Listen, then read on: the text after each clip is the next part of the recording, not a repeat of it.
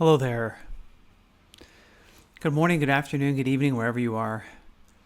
I'm Ryan in Singapore. Welcome to our mindfulness practice. Well, first, talk about integration. That's really it. And so, taking away uh, from the retreat experience, how do we bring it back? How do we make sure that when we have some experience that we're able to, you know, mindfulness is a gym for the mind. If we aren't if we aren't getting something practical or useful out of our practice, then what's the reason that we're doing it? Um, and I guess that's a funny little side story, and I guess that this is the thing that hello Edelyn, hi Jean. I guess I kind of want to brainstorm with you, and I'll leave you with this thought as we get going into today. Is so what's a I mean I've kind of written in the description today about creating your own mini retreat, and I guess as I came up with that idea, I don't even know what that looks like, what that would look like for you. And so I think that's something that while I'm going through this intro, maybe think about that. What's a mini retreat look like for you? What would you like to see in it? I've built a structure of a small 20-minute practice. To be honest, it doesn't look too different than what we normally do. So, I mean, is that? I'm just kind of curious. What's that mean? What kind of space would you have for yourself? Can you take a full day to do a retreat for yourself? Um, is it 20 minutes? Is it more than one day? Just so that as we think about that, we can really think about what that structure might look like, and then the key here for me and the talking points today before we talk about structuring that is integration, because and I guess I just wanted to say, while I was at that retreat, I found people who were definitely doing more than 1 week. This retreat, in fact, in Hong Kong, with this particular monastery, can last for 3 months. So the way the retreat is structured is that you can enter or exit on a Saturday. The minimum stay is 1 week, and you can stay for 2 weeks, you can stay for 3 weeks, you can stay for 3 months. And I did find I did meet two people. I mean, and granted, I wasn't talking. So it was really only at the beginning of the retreat, and then as I was leaving, and actually there was one little hiking section where we took a break and a few people did chat a bit. And so I guess I've become a bit easier on myself, and so I kind of give myself permission to chat a little bit at that time. But anyway, I did find one person who was there for 3 months, and the question to me was, it's like, how long, it's like, hey, how long are you staying? I'm staying for 3 months. And I said, like, a week is enough for me, right? And I don't know, it's almost like they're shocked to hear me say this, right? Like that they really want to share their point that, hey, it's staying for 3 months is really great. And I get it. And 3 months, staying 3 months would have a lot of benefit. But the question comes back to this topic for today, which is integration. If you're in the gym of the mind for 3 months, what is the impact that it's having, and why are we doing it? Is it for daily life? And certainly, I have to say, the teacher who was running this retreat did make it clear that the integration into daily life is the entire purpose of the mindfulness practice that we're practicing there. that we're not doing anything for the sake of doing it, but instead carrying the benefit back into our daily lives, so that what the version that of me that's coming back is better than the version of me that went on retreat, so that my daily encounters are less harmful to others, less harmful to myself, more likely to make the world a better place just by my being better. And I think that is one of the things that we may tend to forget, is that our personal, like how we are, how we show up for ourselves, how we show up for the world, is connected to every single other thing in the universe, right? It may not be immediately apparent, but the kindness that I give today to myself, right? It starts with self. And why does it start with self? Because you can't help but have a positive impact on people when you yourself are feeling better. Think about how you feel when you haven't got enough sleep, for example. How does that change who you are? And I don't know about you, but when I don't meditate, when I haven't been meditating regularly, my reactivity is significantly different. And I may have to say that, just to segue back into the retreat, that's the one thing that I notice more than anything, is that after paying attention to my breath for 7 days, and watching when my attention gets pulled away from my breath, makes it so easy for me these days to watch my attention move to all kinds of different things, and to feel what different emotions feel like, what excitedness feels like, what dread feels like. Here's to go back to the example we've used so much, procrastination, right? Here's all these things I have to do. I don't want to do them, so there, and dread's maybe a strong word, but that's the interesting thing about observing emotion, is that you can see the smaller version of the emotion so much more easily. So, yeah, Jean asked, do they have a wife, kids, pets? I asked that. Because I thought that's a good question. They don't have, and this is in this case it would be a husband, right? And they don't have a husband. They don't have they don't have they don't have a significant other. Let's even go back. They don't have. They don't have a pet. They don't have kids, right? So they're there for 3 months. So I in my mind, and then here's the other thing too, right? Is remembering good and bad, right and wrong, pleasant and unpleasant, noticing the mind's tendency to judge all the time, right? So there was that. There was me instantly thinking to myself, this person is escaping reality. This person is at the retreat because their life isn't meaningful. They don't have close friends, right? It's like all of these judging thoughts coming into my mind, and starting to see that. And that, I think this is the other really interesting thing about awareness. And as awareness is sharpened and cultivated in a scenario like this, is the thinking I know what's going on with others. That's amazing. And in fact, that's been a common theme in all of the retreats that I've gone to. And it's starting with my very first retreat.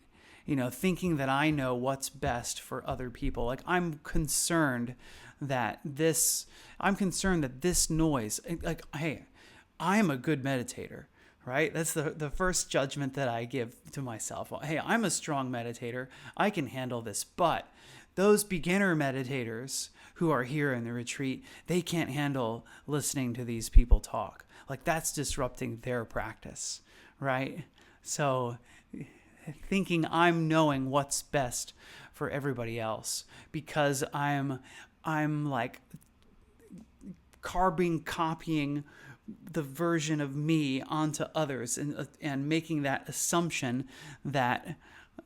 assumptions and judgments about others. And so that's a really interesting thing to see. Something else that I mentioned last year for the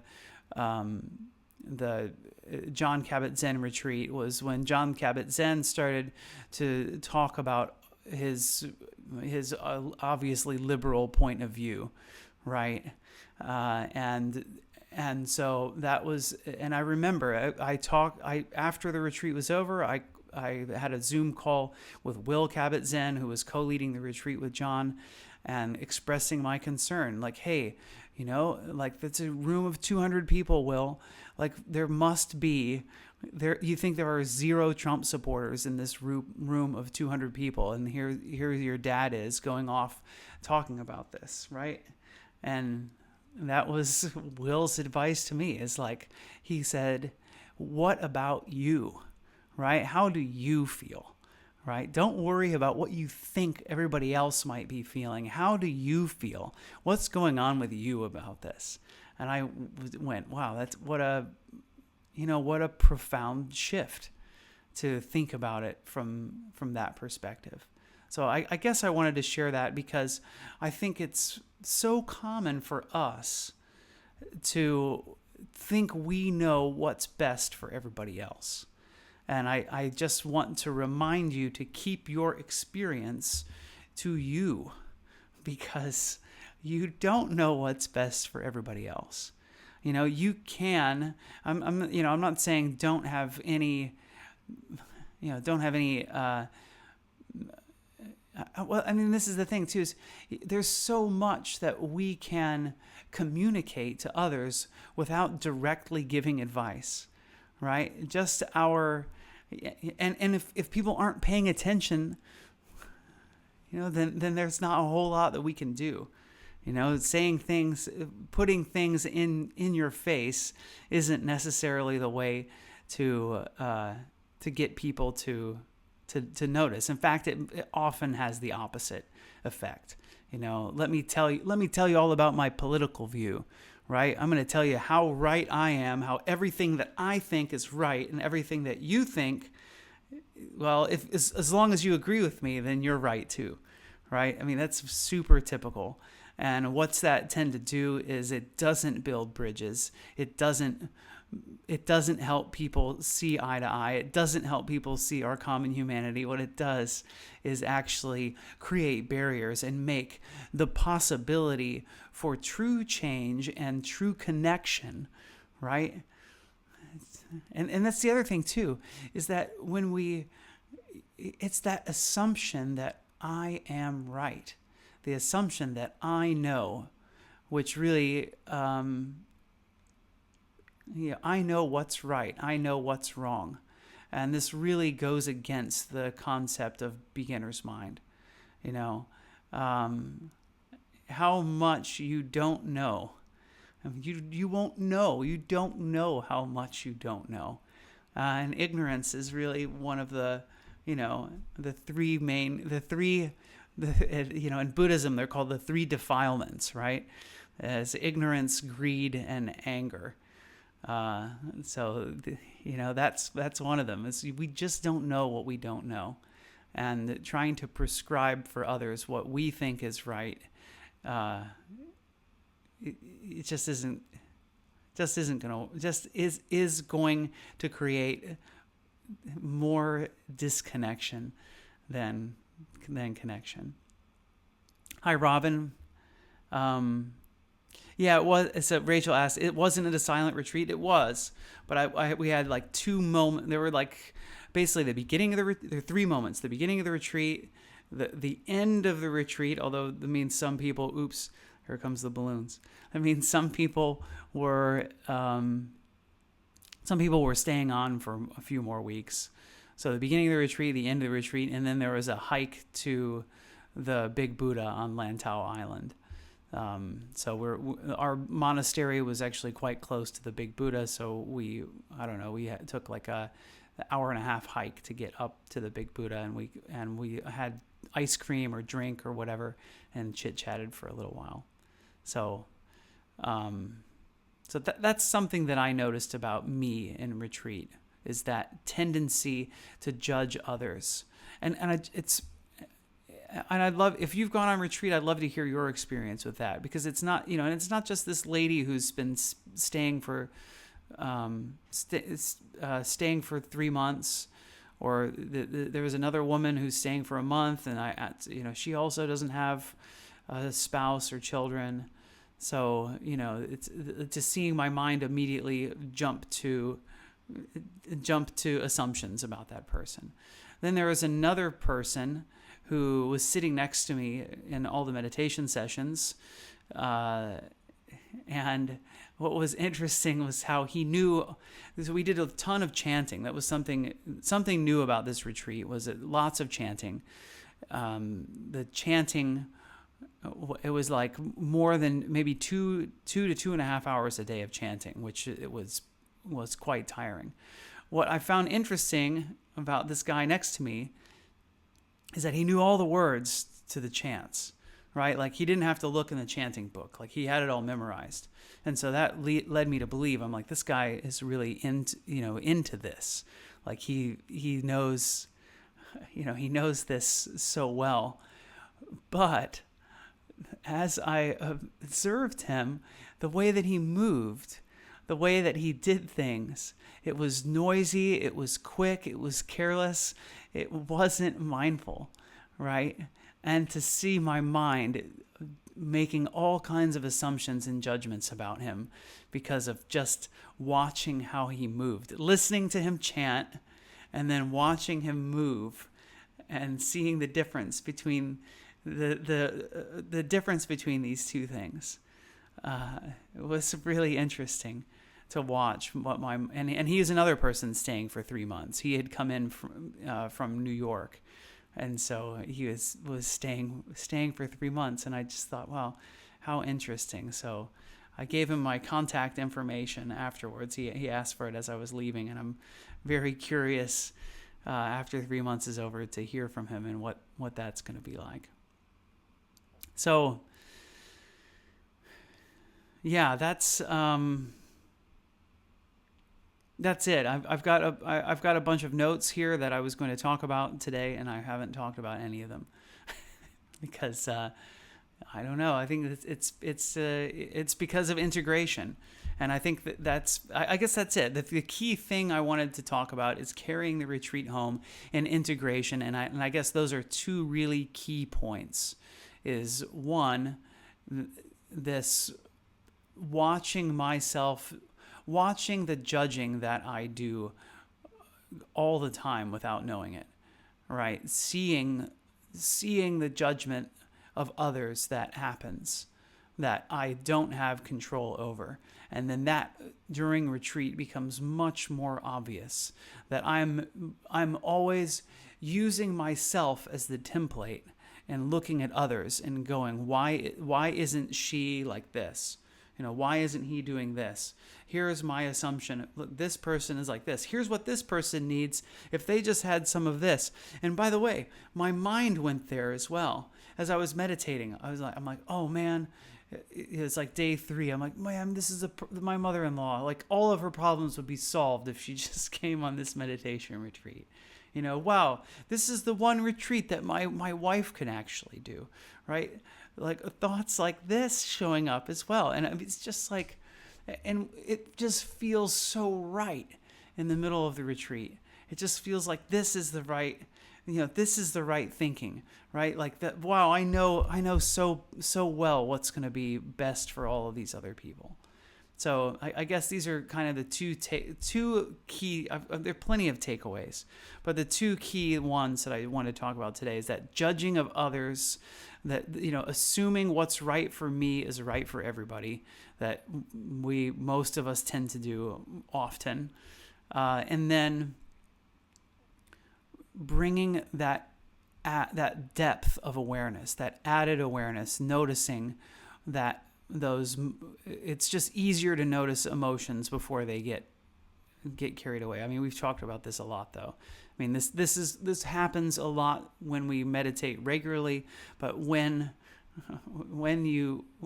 I when I finish a retreat, I've noticed that pattern of having a little bit more awareness all the time, so that I'm a lot more likely to be loving to my family and those around me, and a lot less likely to snap instantly.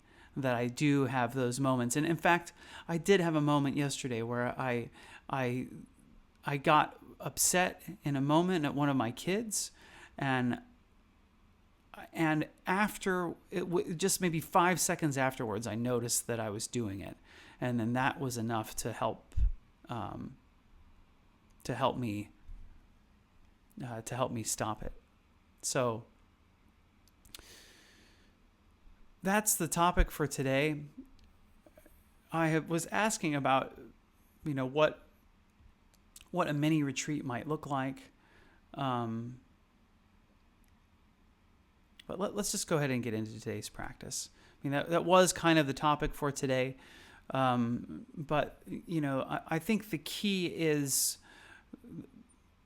bringing, and really the mini retreat that I had thought about was just 20, it's basically like, what's a 20-minute practice look like?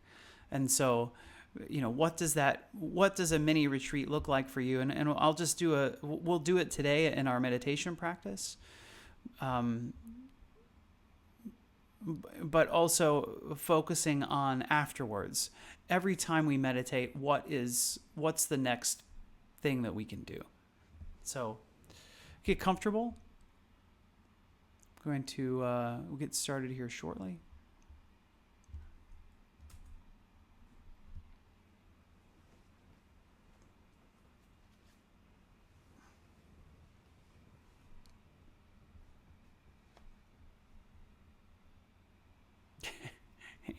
Angie, when everybody knew the Buddhist chants on my first retreat life, I felt a little out of place. So did I. It was pretty funny. All right, let's go ahead and get into it. So let's just take a moment to arrive here.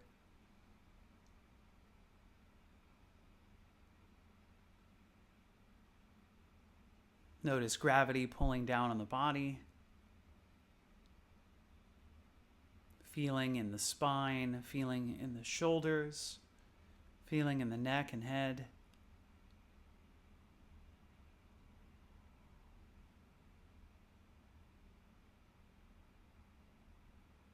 Noticing the breath.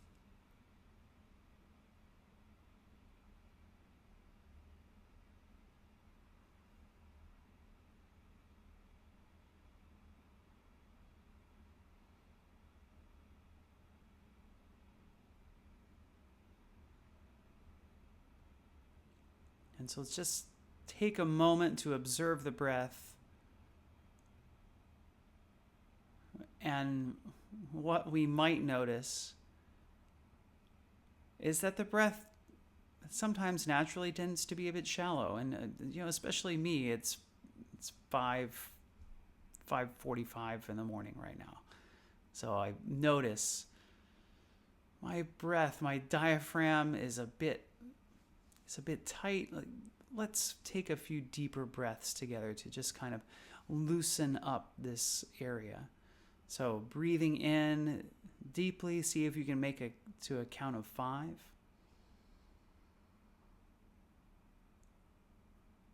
And slowly breathing out. 2, 3, 4, 5. Breathing in deeply. 2, 3, 4, 5. Breathing out.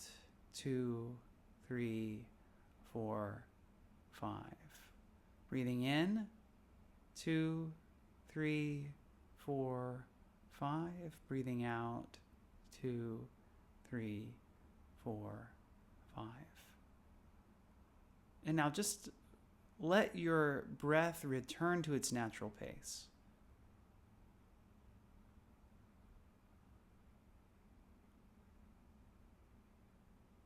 So just observe that you're breathing.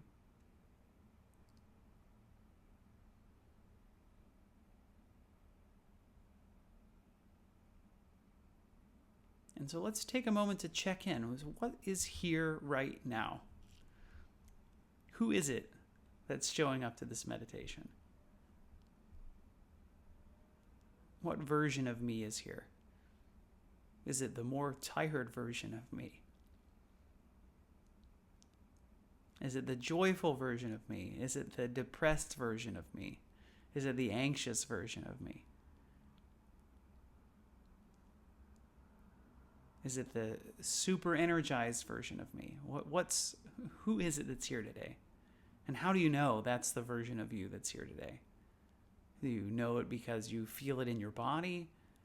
Is there a difference in your cognition and your thinking? Is there a difference in your emotions? Can you feel how your emotions affect your body?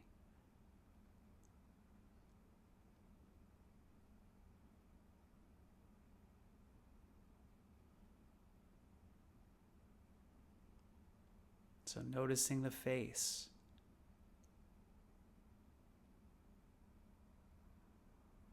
Noticing the shoulders.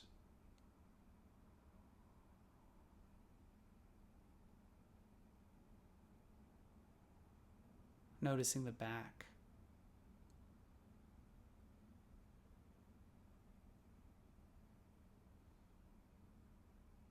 Noticing the belly. How deeply does the belly inflate and deflate with the breath? This is sometimes directly related to the amount of ease that you have or lack of ease, depending on how you're feeling today.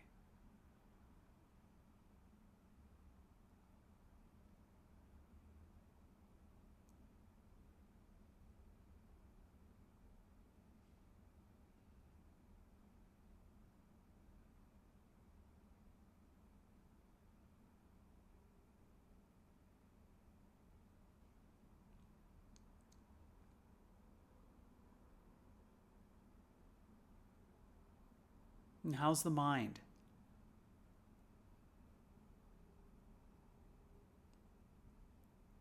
Do your thoughts have a common theme? Is there information there about the weather patterns of the mind and the effect that these weather patterns have on the emotions? What's the emotional landscape like today?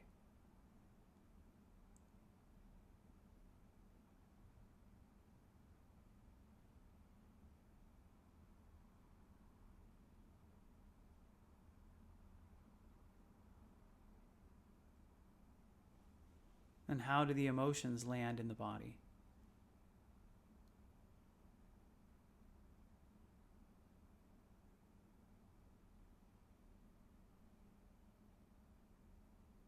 Yesterday I had an unpleasant thought when I was on my way home, and I noticed it was an intense thought, and I just felt this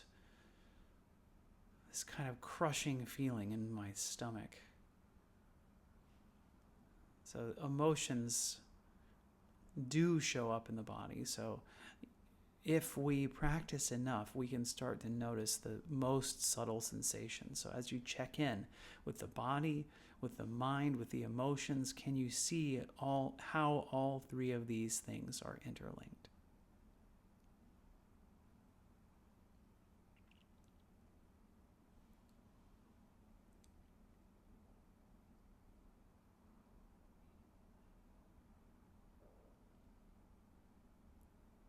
And so now let's get into the main portion of our practice. So choosing an anchor. So often I'm instructing you to follow the breath, so that's certainly valid. Noticing the belly, the chest, or the nostrils, just picking a physical sensation where the breath is most apparent.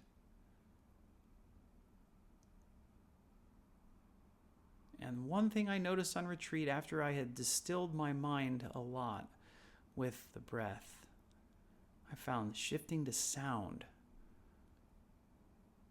was actually really helpful. So maybe that could be your anchor today. It's like my mind recreates visuals, sounds, it imagines, it fantasizes things that are going to happen in the future.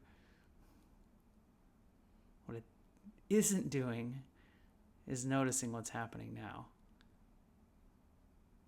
And that's where sounds were really helpful. It's seeing that the fantasy creates, but the observation sees what is.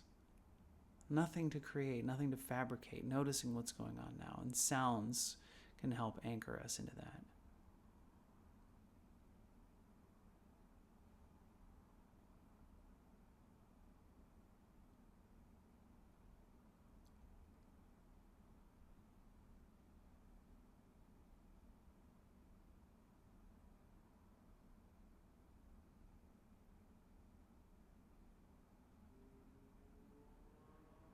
Your anchor could also be a phrase. For example, breathing in, I know that I'm breathing in. Breathing out, I know that I'm breathing out. So whatever anchor you're choosing today, just know it's not the anchor that's important. It's our relationship to it, our mindfulness of the anchor that is what we're working on here. It's that which we are strengthening. So as best you can, stay focused on your anchor. I'm just going to leave a space here of a few minutes to let you work with that anchor in silence. And just a reminder, anytime you notice that your mind has wandered away, your job is just to bring your mind back to the anchor.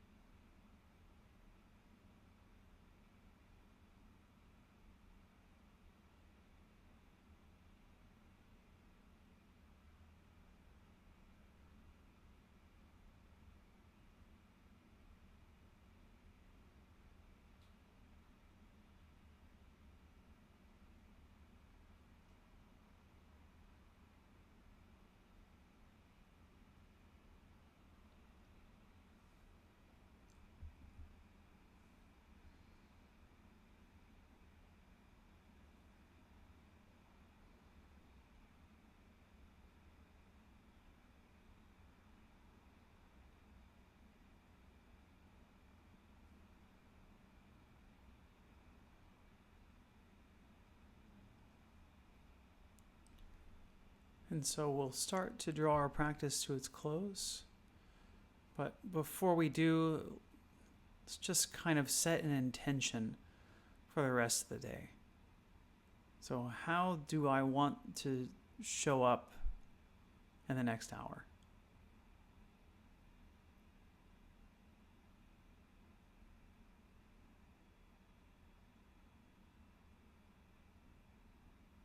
Maybe bring some gratitude for yourself, or a soft wish for yourself.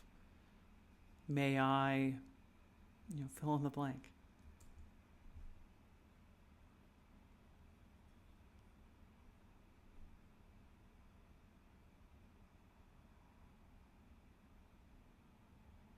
So let's close our practice with 3 rings of the bell.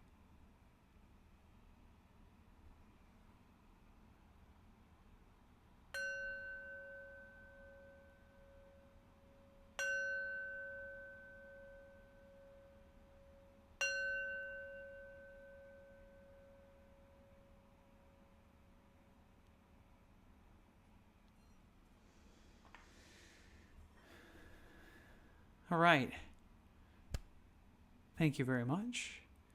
Thanks for being here and joining me and everybody else here today.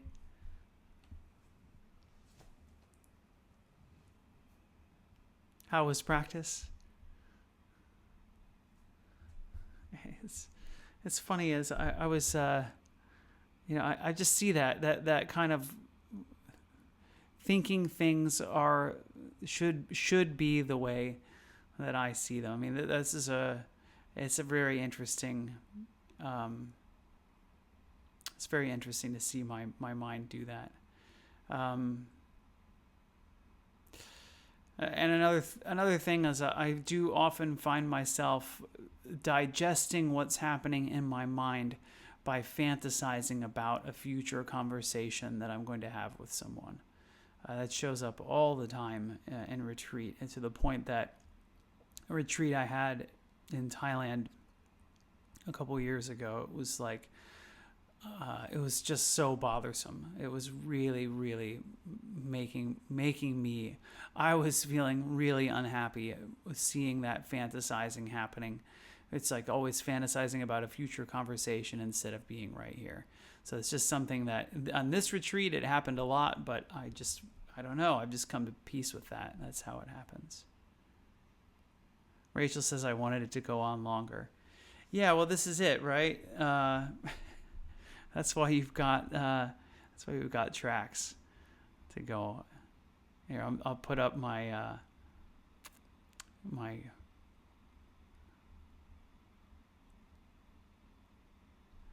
Thanks for coming anyway, Jean. And you know what? And that's cool too. Maybe you didn't do the whole meditation. Maybe you're just watching in the background and listening, and that's cool too. However you interact with this. I mean, I just appreciate you being here and being a part of this community. And I guess I want to say that to everybody. I appreciate you being here and being part of this community.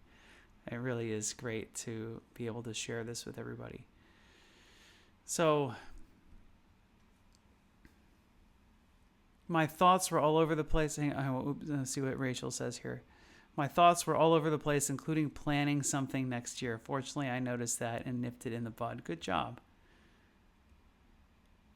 And I guess I noticed as well that I'm like we've made my mom's turning 70, so we're gonna make a quick trip to the U.S. to see her. It's not a quick trip, but it's a long trip.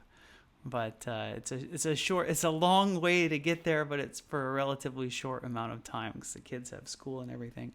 So my mind was kind of going there also, and thinking about, hey, I'm only gonna, that's coming up, so I only have 2 more live events before I have to disappear.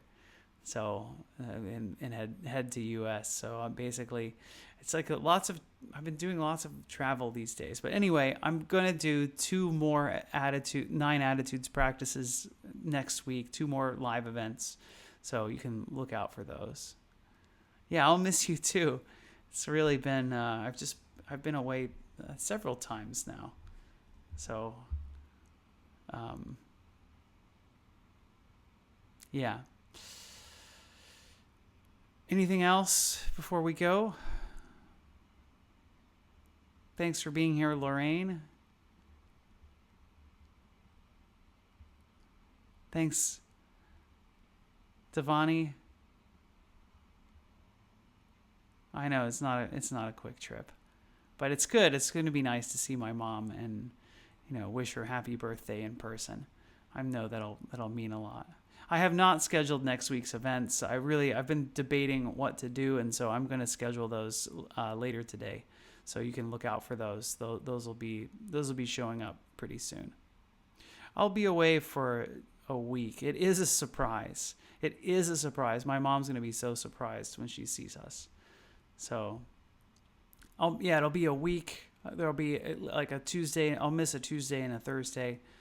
I might miss the following Tuesday as well. Depends on. Yeah, I think it depends on when we get back. All right. Yeah, week is it is. It's like really less. It's because I can't. We have 2 days. The kids have 2 days off school, Thursday and Friday, and so then that means I have to take them out for 3 days. So it's I can't take my kids out of school for too much. Yeah, the Monday and Wednesday for you guys. So next week there are live events on, but the following week there won't be. So I'll get those scheduled soon. And then I'll also schedule some more live events for afterwards so that you kind of know, so you can see that gap as to when I'm gone.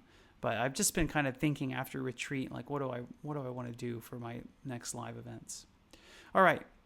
Thanks for being here. Let's close practice with some well wishes to ourselves and to everybody here. May I be happy and peaceful. May everyone watching, listening, wherever you are, I wish you all happiness and peace. And may all sentient life throughout the universe, wherever it may be, all human beings and everyone else, may we all be happy and peaceful. Thanks so much. Take care, everyone. See you next time. Bye-bye.